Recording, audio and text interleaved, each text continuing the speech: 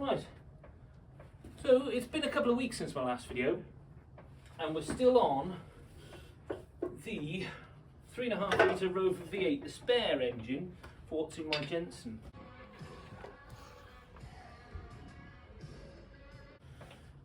The plan, if you'll have seen last week, took all the underside off, had a look at the crank, quite happy with the crank, checked what I needed to check, what's ticking,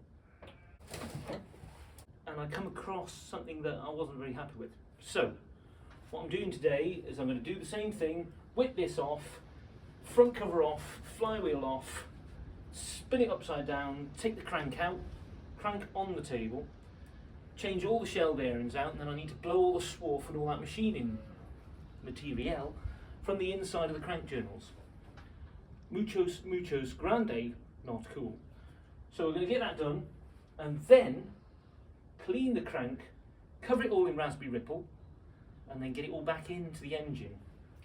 Now there's a little bit that I need to do first before we get to the meat and bones of the video.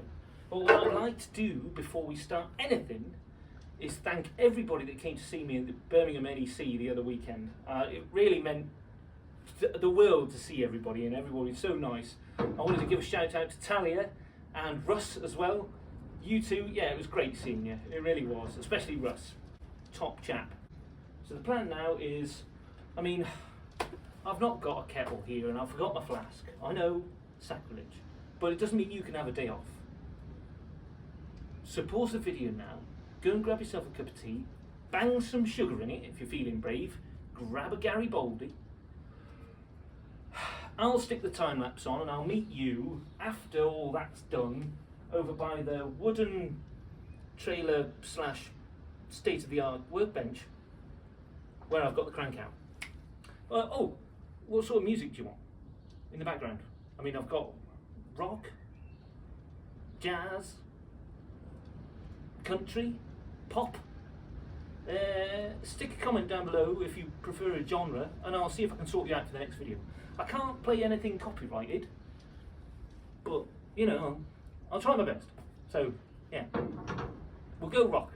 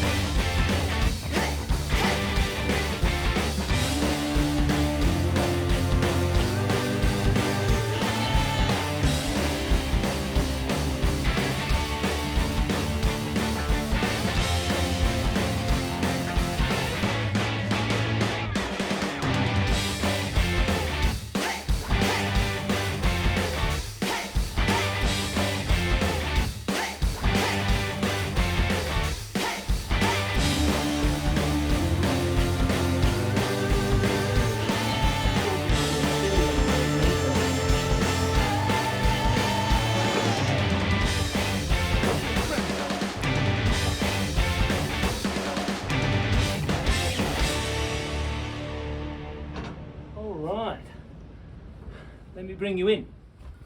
Okay, so in case it wasn't obvious, right, and before we go any further, everything I just did, you watched me, you saw me, I've mapped everything out. When you put this thing back, everything needs to go back in exactly the same order, well, not exactly the same order, but it's got to go exactly the same way. All the caps have to go on the right way round. All the bearings need to be pressed in the right, well, they need to be inserted in the correct way round. All the nuts and bolts, if you can keep the bolts, yes, especially in the same orientation, in the same place. Everything that comes out needs to go back in exactly the same place, all right?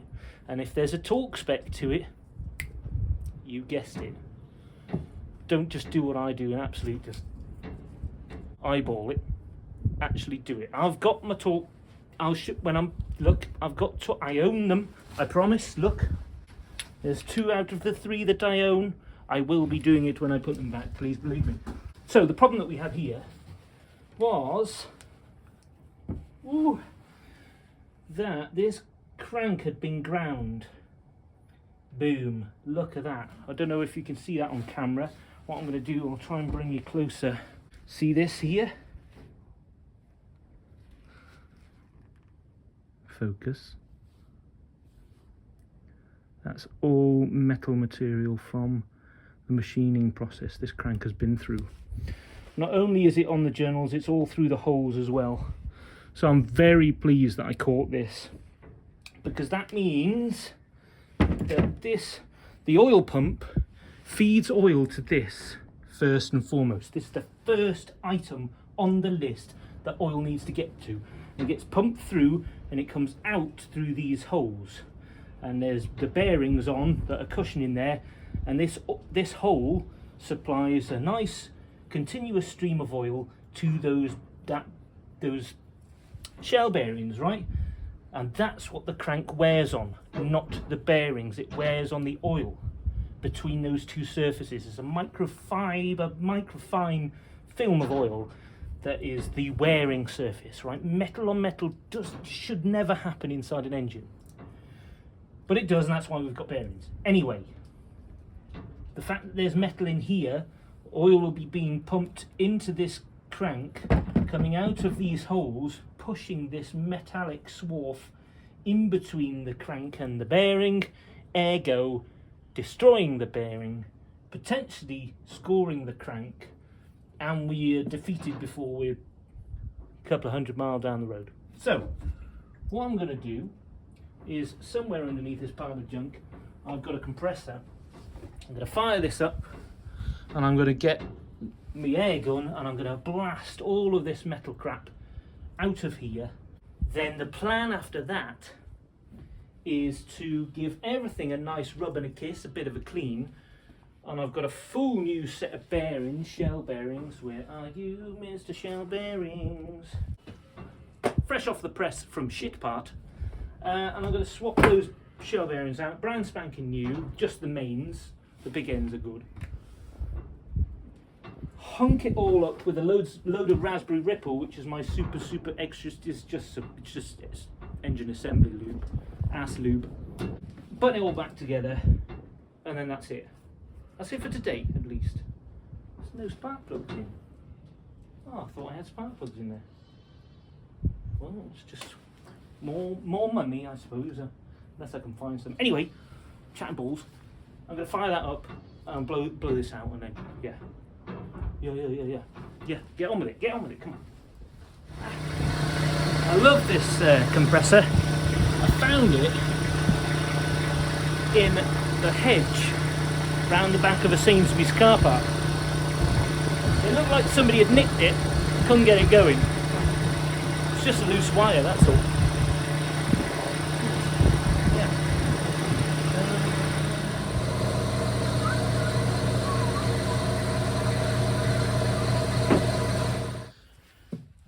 Filming things always takes 10 times longer than you think it's going to be. Right, okay. So that's connected to... That's to that one, that one's to that one. So they're like daisy chained almost. So this one should be connected to... Oh, I don't know. It's going the wrong way. Yeah. Oh yeah, loads of gunk. Oh.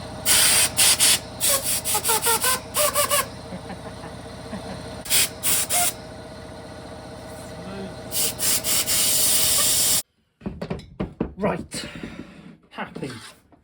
Right, I'm happy with this, really. I mean, I don't really know what I'm doing. The crank looks grooved already, really. Some of them are pretty bad. I can catch them with my fingernail, which is, well, not quite, yeah, only just, well, you can hear that, probably, hopefully. So I may as well, while it's out, get some emery paper and polish these as best I can. Yeah, I'll do that while I'm here, and I can show you how to do that as well. It's pretty easy, just a bootlace really, or a piece of string. We'll probably use a bootlace and a bit of emery paper, that's it. We'll do that as well. Sound. Well, I've been looking around for 20 minutes. I didn't really want to take my shoelace off, but I did. I took the lace off my boot. Got some emery paper. This is 800 grit.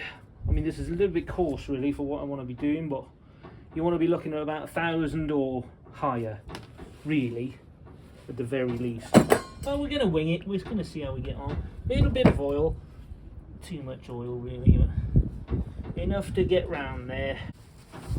And then you want to strip your emery paper into something that resembles that. Something that's going to go round this without catching on the sides. Then you pass your lace around as well. Yeah, this is absolute waste of time. It's waste of time territory here. Come on, guys. How the hell am I gonna bloody hell?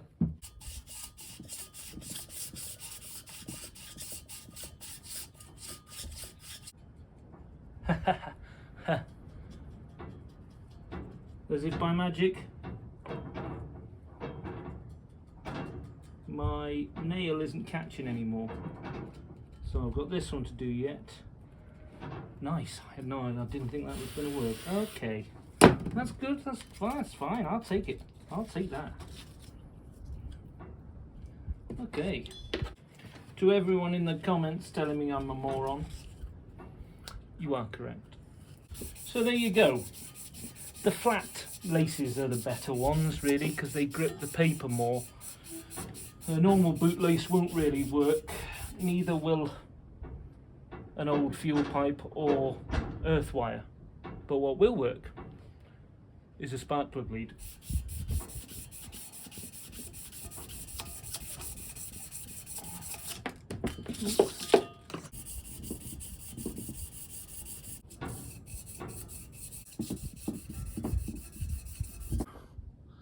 That's how you polish a crank. At home, rudimentary. Right, let's get it in.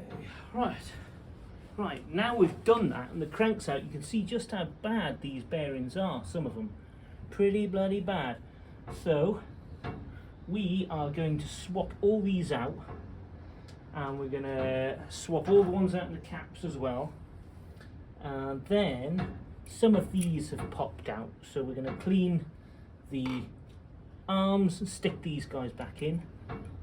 And then we should be there or thereabouts to get the crank back in. All inside. Well, what time did I start? About 2? It's not even 4 o'clock yet, so we're making good for time. Right, let's see what bearings we've got first. I got a friend in Jesus.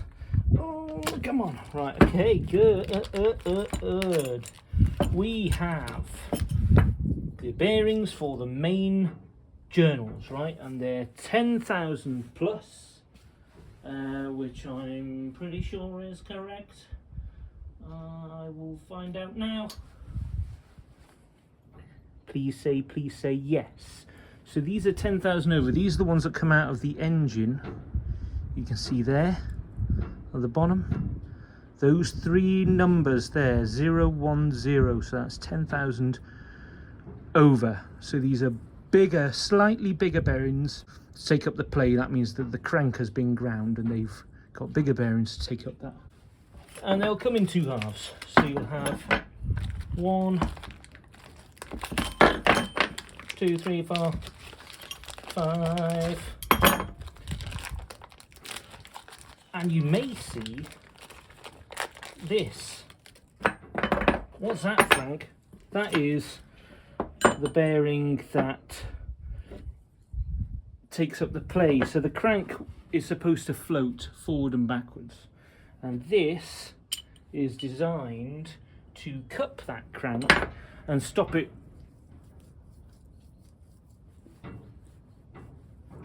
too much. All right, it's designed to hold the crank in the right place and allow it to move the amount it's allowed to move. Okay. Right. Okay. Let's swap all these out. Right. So there's no real technique to doing it And the beauty of it is that the top and the bottom of the bearings are different, and it matters which side goes in where. So you'll see I've got two sides of one bearing here. I've got this one with a groove and a hole, and I've got this one which has Sweet FA inside it, right? Now the ones that go into the block need to be the groove and the hole, because the hole is where the oil comes out of, which is full of crap. The oil comes out of, which feeds the crank, right? There's no real technique to getting these out, but there is a word of warning, right? When you are peeling these out, try not to scratch this surface. If you scratch this surface badly, it's game over. Because that means if this can't gain purchase on this, and this spins, it's just a bad thing, okay? It's just muchos, not good, okay? So the easiest way is to use your thumb and to push it round. See how I did that? So that's pretty, yeah, not cool. You can see all the grooves and scores, and there's loads of metal coming off that. That's not cool. Again, just with your nails or your fingers, so it comes out like that. Let's have a look at this. Not bad, not terrible, but you can see that there's been something caught in there. Such a shame. Why rebuild an engine to such a degree and then, oh, that one's in there, and then, you know, make such a small error. There we go. That one, not bad. That one's okay. Little bit of a strange, there's a line there horizontally, which is weird. Whatevs. That's fine.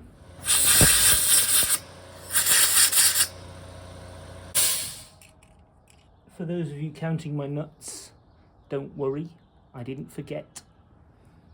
I dropped it down there, I was just waiting for the opportunity. That's why I map everything out. Map everything out, because then I know if I'm missing anything. Right, so now I've blown all that out. You did see, and I know you did because you're paying attention, was I blew inside the bolt holes as well. Now the reason why I'm doing that is for oil lock or hydro lock. When I'm tightening these up, if there's oil in the bottom of there or too much, then it'll give you a false reading. You'll be talking it, and it will compress the oil down in the bottom of there, and it will get tough, and it will give you a reading to say it's at 55 foot-pounds when it's actually not. So that's why I've blown them out.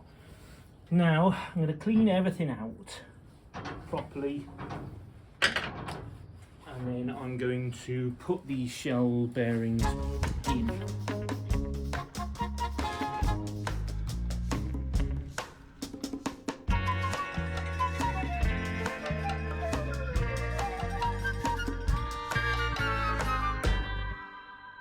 So I didn't buy a set of big end bearings because I thought they were okay, but as you can see, I found one that has a big lump out of it. Well, it's like raised, it's pointing in, and here as well, down here. I can catch them with my thumb.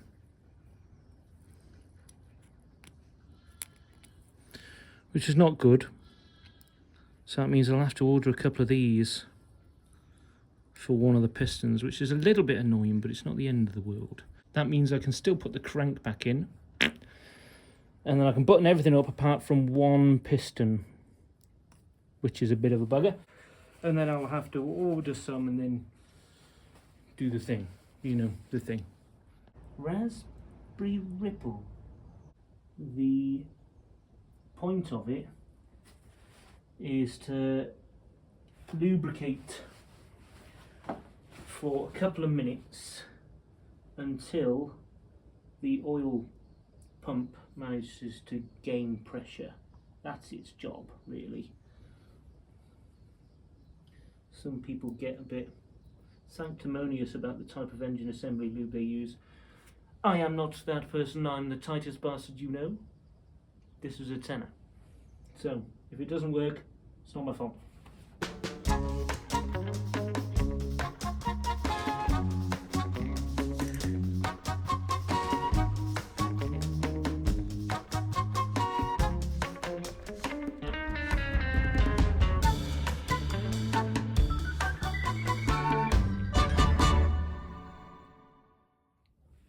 This last one is it's the rear main oil seal cap. It's the rear cap. For the life of me, I can't remember what the real name is. That might be the real name, I can't remember. But you'll notice in this is an earlier P5 or a P, I think it is a P5. It's an old rope seal in the back rather than a conventional rubber one. These are old rope seals which are like steeped in grease, so that they're non-absorbent, and they're yeah, unfortunately I can't change that out for a rubber one unless I machine this out and machine the block out as well, which I'm not going to do because that's that will cost monies I haven't got. So there you go. Right, that's in. I'm trying not to ruin that rope seal. Good. Let's get these back. Let's get the crank in first, and then let's get all the engine back together, and then I can go home and order some big end bearings. Oh, ow.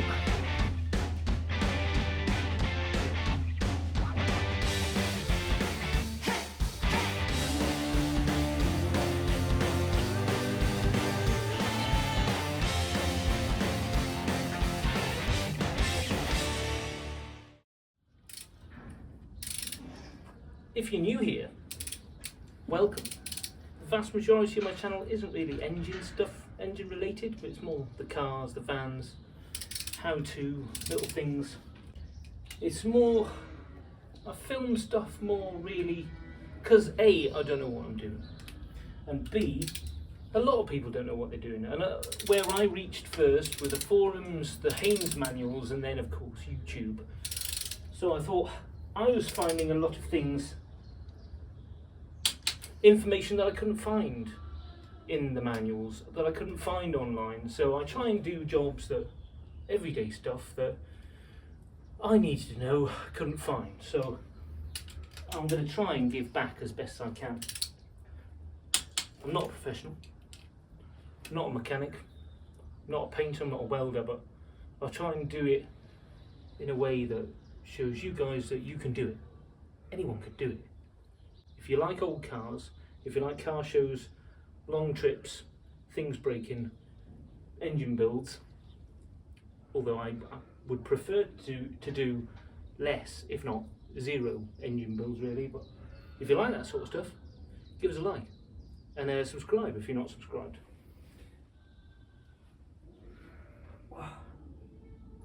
Right, I'm going to finish buttoning this up.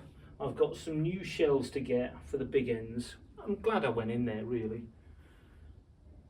And then once that's done, I do want to have a look inside. I want to take the heads off, just to have a look at what valves are in there really. And once that's done, I'm happy for this engine to go in the car. The one that's in it is knackered, which is why I've got this. So, thank you very much for watching. Take care. I hope you drank all your tea. And I'll see you in the next one, which will be, most likely, getting the old engine out of that, swapping the gearbox and bits over, and then putting this in. Oh, 5 o'clock. Nope.